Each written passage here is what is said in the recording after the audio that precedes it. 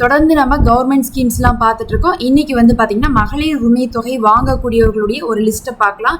நேரடியாக வந்து பார்த்தீங்கன்னா மகளிர் உரிமை தொகை அப்படிங்கிறதே வந்து நம்மளுடைய ரேஷன் கார்டுடைய தகுதியை பொறுத்து தான் வந்து கொடுக்குறாங்க.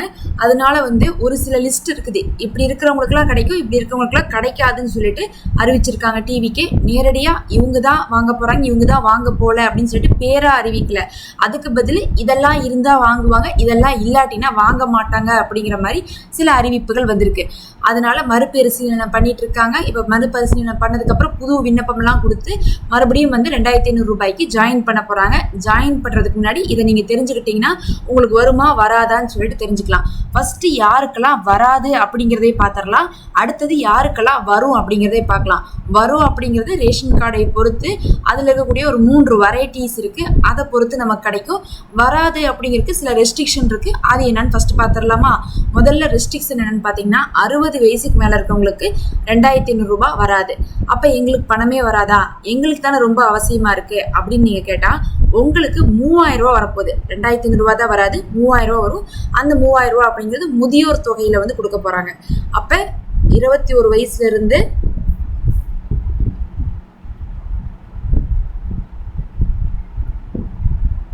60 வயசு வரையும் மகளிர் உரிமை தொகை வந்து பார்த்தீங்கன்னா வரும்.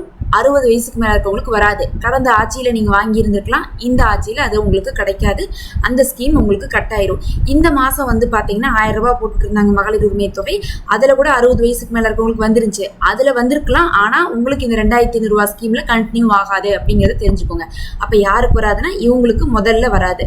ரெண்டாவது யாருக்கு வராதுன்னு பார்த்தீங்கன்னா சென்ட்ரல் அண்ட் கவர்மெண்ட் ஜாப் வந்து உங்கள் குடும்ப அட்டையில் இருக்கக்கூடிய யாராவது இருந்தாங்கன்னா உங்களுக்கு வராது. ஏன்னா அவங்க வந்து ஸ்டேட் கவர்மெண்ட் ஜாபோ இல்லை சென்ட்ரல் கவர்மெண்ட் ஜாபோ பார்த்துட்டு இருக்காங்கன்னு வச்சுக்கோங்க. ஸ்டேட் கவர்மெண்ட் ஜாப்னா என்னன்னு பார்த்தீங்கன்னா உங்களுக்கு வந்து தமிழ்நாட்டுக்குள்ளேயே வந்து வேலை கொடுத்து கவர்மெண்ட் வந்து பார்த்தீங்கன்னா தமிழ்நாடு அரசே வந்து கொடுத்துருப்பாங்க. இல்லை சென்ட்ரல் கவர்மெண்ட் ஜாப்னா இந்த ரயில்வேலாம் பார்த்தீங்கன்னா சென்ட்ரல் கவர்மெண்ட் ஜாப் தான். ரயில்வே மட்டும் இல்லை, நிறைய விஷயம் இருக்குது, அதெல்லாம் வந்து சென்ட்ரல் கவர்மெண்ட் ஜாப் தான். இதெல்லாம் வந்து பார்த்தீங்கன்னா உங்களுக்கு என்ன ஆகுனா வேலை வந்து உங்கள் குடும்பத்தில் இருக்கிறவங்க ஒருத்தவங்க அதில் இருந்தாலும் கூட உங்களுக்கு அந்த கார்டில் இருக்கிறனால குடும்ப தலைவின்னு சொல்லிட்டு உங்களுக்கு அந்த ஒரு காசு வராது. அதனால உங்கள் கார்டில் இருக்கிறவங்க சென்ட்ரல் அண்ட் ஸ்டேட் கவர்மெண்ட் ஜாபுடைய ஊழியர்களாக இருந்தால் உங்களுக்கு காசு வராது அப்படிங்கிறதை தெரிஞ்சுக்கோங்க. அதற்கு நீங்கள் என்ன வயசாக இருந்தாலும் சரி, நீங்கள் வேலைக்கே போல எனக்கு தேவைதான் இருக்குது காசுன்னு சொன்னாலும் சரி உங்களுக்கு காசு கொடுக்க மாட்டாங்க. இதை வந்து பார்த்தீங்கன்னா அறிவிச்சிருக்காங்க. அடுத்தது மூன்றாவதாக வந்து பார்த்தீங்கன்னா யாருக்கு வராதுன்னு பார்க்கும்போது ஐடி ஃபைல் பண்ணுறவங்களுக்கு போன தடவை வராதுன்னு தெளிவாக சொல்லியிருந்தாங்க. ஏன்னா இந்த காசு அப்படிங்கிறது வந்து குடும்ப தலைவிக்கு கொடுக்குறாங்க. அதே சமயத்தில் வறுமை கோடெல்லாம் வந்து கணக்கு வச்சு தான் கொடுத்துட்ருக்காங்கங்கும்போது அவங்கள பொறுத்தளவுக்கு வந்து ஒரு வாடகை வீடு இல்லாதவங்களுக்கு கொடுத்துடலாம். அந்த மாதிரி வாழ்க்கை வசதிகளை வந்து கம்மியாக இருக்கிறவங்கள தான் வந்து அவங்க பார்த்துட்ருக்காங்க. ஐடி ஃபைல் பண்ணுற அளவுக்கு வருமானம் வருதுங்கும் போது போன அரசு கொடுக்கல, அதனால இந்த அரசு கொடுக்கறதுக்கு வாய்ப்பு ரொம்ப கம்மியாக இருக்குது. அப்போ உங்களுக்கு ஐடி ஃபைல் பண்ணுறவங்களா இருந்தால் வராது அப்படிங்கிறதும் இப்போதைக்கு வந்திருக்கக்கூடிய தகவல். ஒருவேளை அவங்களையும் வந்து கன்சிடர் பண்ணாங்கன்னா நம்ம அதை பிற்காலத்தில் எப்போ அந்த ஃபார்ம் வெளியிடுறாங்களோ அப்போ நம்ம அறிவிப்போம். அடுத்து இப்போ வரும் அப்படிங்கிறவங்கள பார்க்கலாம். யாருக்கு வரும் அப்படின்னு சொல்லிட்டு பார்த்தீங்கன்னா AAY அப்படின்னு சொல்லக்கூடிய ரேஷன் கார்டு வச்சுருந்தீங்கன்னா உங்களுக்கு வரும். அது என்ன ரேஷன் கார்டுன்னு கேட்டிங்கன்னா அந்தியோதயா அன்ன யோஜனா அப்படின்னு சொல்லக்கூடிய ஒரு ரேஷன் கார்டு. இது ரொம்ப ஏழ்மையான குடும்பங்களுக்கு, முக்கியமாக நிரந்தர வருமானமே அவங்களுக்கு இல்லை, அவங்களுக்கு தினக்கூலி இன்னைக்கு போனாதான் அவங்களுக்கு வருமானம் வரும், மற்றபடி அவங்களுக்கு நிரந்தரமாக வருமானம் இருக்காது அப்படிங்கிறவங்களும் முதியோர்கள், நோயாளிகள் இவங்களுக்கு கொடுக்கக்கூடிய கார்டு தான் AAY அப்படின்னு சொல்லக்கூடிய குடும்ப அட்டை. இந்த கார்டு வந்து வச்சிருக்கவங்க ரொம்ப குறைந்த விலையில வந்து அதிகமான மானிய பொருட்களை ரேஷன் கார்டில் பெற்றுக்கொண்டு இருக்கிறாங்க. அவங்க தான் வந்து பார்த்தீங்கன்னா வறுமை கோட்டிற்கு கீழே உள்ள மிக ஏழ்மையான குடும்பம். அவங்களுக்கு 35 கிலோ அரிசி வரையும் மானிய விலையில் கிடைக்குது. அப்படிப்பட்ட குடும்பத்துக்கு நம்ம என்ன பண்ணணும், மகளிர் உரிமை தொகை கொடுத்தாகணும் அப்படின்னு சொல்லிட்டு முடிவு பண்ணியிருக்காங்க. அப்போ AAY அப்படிங்கிறது உங்களுடைய ரேஷன் கார்டாக இருந்தால் உங்களுக்கு கிடைக்கும். இதை எப்படி செக் பண்ணலான்னா உங்கள் ரேஷன் கார்டு எடுத்து பார்த்தீங்கன்னாவே தெரியும். ஸ்மார்ட் கார்டு எடுத்து பாருங்கள், அதுலேயே வந்து எழுதியிருக்கும்.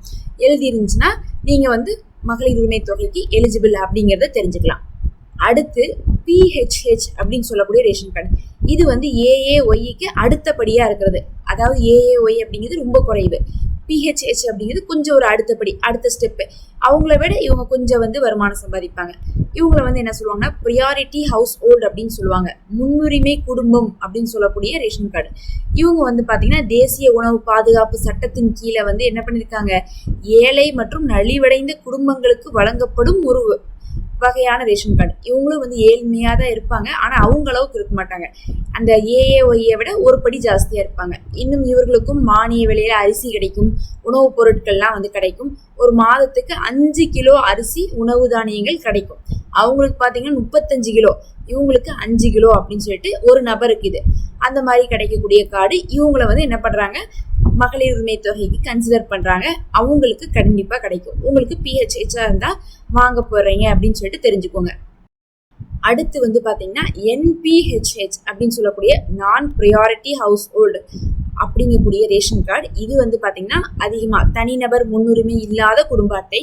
இது வந்து வறுமை கோட்டுக்கு மேலே உள்ளவங்க. இதுவரை நம்ம வறுமை கோட்டுக்கு கீழே உள்ளவங்களை பார்த்தோம். இது வறுமை கோட்டுக்கு மேலே உள்ளவங்க, அபவ் பாவர்ட்டி லைன் இருப்பாங்க, அல்லது ஒரு நிரந்தர வருவாய் கொண்டு உள்ள ஒரு குடும்பம்னு சொல்லலாம். அதாவது வறுமை கோட்டை தாண்டினவங்கன்னு சொல்லலாம், இல்லைன்னா நிரந்தரமாக இவங்களுக்கு ஒரு வருமானம் இருக்குதுன்னு சொல்லலாம். மாசமான எனக்கு ஒரு 10,000 ரூபாய் வருமானம் தான், வருமானம் வந்துடும் அப்படிங்கிற மாதிரி இருக்கக்கூடிய ஒரு குடும்பம். அரசால் வழங்கப்படும் அட்டை தான் இதுவும் வந்து அரிசி மற்றும் பிற பொருட்கள் வாங்குறதுக்கான ஒரு அட்டையாகவும் அடையாள அட்டையாகவும் அவங்க பயன்படுத்திப்பாங்க அப்படின்னு சொல்லப்படுது. இது வந்து பார்த்தீங்கன்னா சர்க்கரை மற்றும் இதர அத்தியாவசிய பொருட்கள் இதெல்லாமே வந்து வாங்கக்கூடியதுதான் அப்படின்னு சொல்றாங்க. இது வறுமை கோட்டுக்கு மேலே உள்ளதாக இருக்குது. இது வந்து பார்த்தீங்கன்னா யார் வச்சிருக்கீங்களோ அவங்களுக்கும் வந்து உங்களுக்கு என்ன கிடைக்கும், மகளிர் உரிமை தொகை கிடைக்கும். அப்போ ஏஏஒய், பிஹெச்ஹெச், என்பிஹெச்ஹெச் இருந்தால் உங்களுக்கு என்ன கிடைக்கும், உங்களுக்கு இந்த தடவை மகளிர் உரிமை தொகை கிடைக்கும். யாருக்கு கிடைக்காதுன்னு பார்த்தீங்கன்னா என்பிஹெச்ஹெச் என்சி அப்படின்னு சொல்லக்கூடியவங்களும், என்பிஹெச்ஹெச் எஸ் அப்படின்னு சொல்லக்கூடியவங்களுக்கும் கிடைக்காது. எஸ் அப்படிங்கிறது சுகர் வாங்கக்கூடியது, சர்க்கரை வாங்கக்கூடிய கார்டு, சர்க்கரை கார்டுக்கு கிடைக்காது. அதே மாதிரி என்சி அப்படின்னு வருதுல எந்த பொருளும் வாங்க முடியாது. அவங்க வெறும் அட்ரஸ் ப்ரூஃபாக மட்டும் தான் யூஸ் பண்ணுவாங்க. அவங்களாம் ரொம்ப வசதி படைச்சவங்க, அவங்களுக்கு கிடைக்காது. அப்போ இந்த என்பிஹெச்ஹெச் எஸ்ஸுக்கும் என்பிஹெச்ஹெச் என்சிக்கும் கிடைக்காது. அப்போ நம்ம முன்னாடி சொன்னதெல்லாம் கவனிச்சு பார்த்தீங்கன்னா உங்களுக்கே தெரியும்.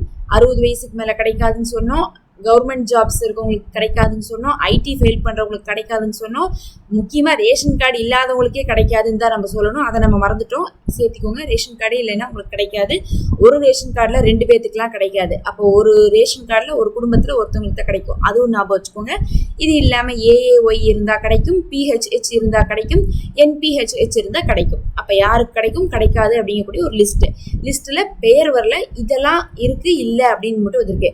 இப்போ நீங்கள் என்ன பண்ணணும்னா இதில் நீங்கள் இருக்கீங்களா இல்லையான்னு பார்த்து வச்சிட்டிங்கன்னா உங்களுக்கு வந்து பார்த்தீங்கன்னா விண்ணப்பம் கொடுக்கும்போது அதை வாங்கி நீங்கள் பதிவு செஞ்சு கொடுத்து உங்களுக்கு 2,500 ரூபா வர்ற மாதிரி பண்ணிக்க முடியும். இது உங்களுக்கு பயனுள்ளதாக இருக்கும்னு நினைக்கிறோம். எப்படி வந்து ஃபார்ம் வந்து கொடுப்பாங்க, எப்போ கொடுப்பாங்க, எப்படி ஃபில் பண்ணும், எல்லாமே நம்ம டீட்டெயில்ஸாக வந்து வீடியோ போடுவோம். இப்போதைக்கு வந்து பார்த்தீங்கன்னா ஃபார்ம் இது கொடுக்கல, ஓகேங்களா?